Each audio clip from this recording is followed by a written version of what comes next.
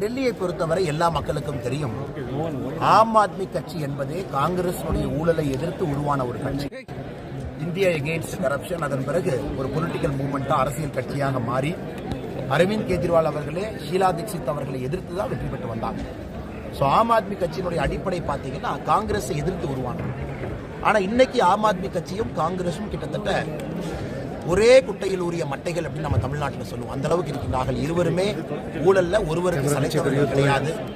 இன்னைக்கு இருவரும் ஒன்றாக இணைந்திருக்கின்றார்கள். இது டெல்லி மக்கள் ஆச்சரியமா பார்க்கிறாங்க. இத்தனை காலமா சண்டை போட்டு இத்தனை காலமா காங்கிரஸை குறை சொல்லி வந்த ஆம் ஆத்மி கட்சி இன்னைக்கு காங்கிரஸோடு இணைஞ்சிருக்கிறாங்க.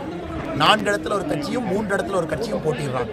அதனால் டெல்லி மக்களை பொறுத்தவரை அவர்களுக்கு தெளிவாக தெரியும், இது நிராகரிக்கப்பட வேண்டிய கூட்டணி. குறிப்பாக ஆம் ஆத்மி கட்சியினுடைய ஊழல்களை மக்கள் பார்க்குறாங்க. இன்னைக்கு மதுபான ஊழல்ல இருந்து, ஜல்போர்டு ஊழல்ல இருந்து, டிரான்ஸ்போர்ட் ஊழல்ல இருந்து, மொஹலா கிளினிக்ல இல்லீகல் என்ட்ரி ஊழல்ல இருந்து, மொஹலா கிளினிக்ல சப்ஸ்டாண்டர்ட் மெடிசன் ஊழல்ல இருந்து,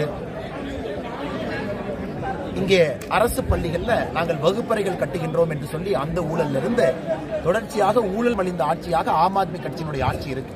அதனால் இந்த முறை பாரதிய ஜனதா கட்சி இன்னும் பெரிய வெற்றி, 2019 காட்டிலும் விட இன்னும் பெரிய மார்ஜின்ல மிகப்பெரிய வெற்றியோடு 7 இடத்திலும் பாரதிய ஜனதா கட்சியினுடைய வேட்பாளர்கள் வெற்றி.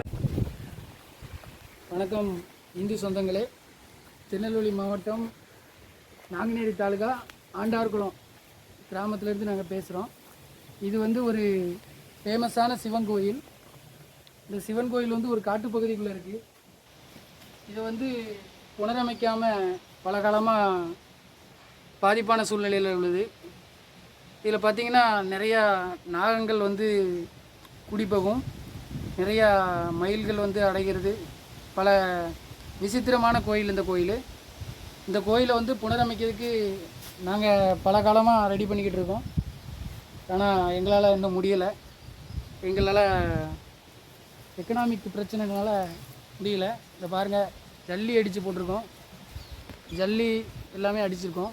மேலே சீட்டு பாருங்கள், மேலேருந்து பனங்காயாக விழுந்து சீட்டெலாம் நொறுங்குது.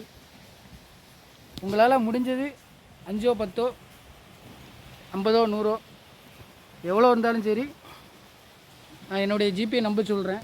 இந்த நம்பருக்கு நீங்கள் கொடுத்து உதவுனீங்கன்னா இந்த சிவன் கோயிலை புனரமைக்கிறதுக்கு ஒரு உதவிகரமாக இருக்கும். என்னுடைய ஜிபே நம்பர் சொல்கிறேன். உங்களால் முடிஞ்சது 5 10 50 100 விருப்பம் உள்ளவங்க உதவி பண்ணுங்கள். 93 85 44 31 06 இந்த நம்பருக்கு உங்களால் முடிஞ்சது இந்த கோயிலை புனரமைக்கிறதுக்காக, ஒரு இறை அருள் பெறுவதற்காக நீங்கள் உதவி பண்ணிங்கன்னா கொஞ்சம் நல்லாயிருக்கும். நன்றி.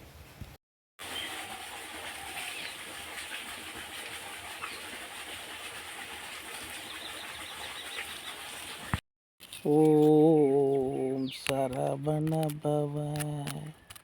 கண்ணு முருகா முருகா,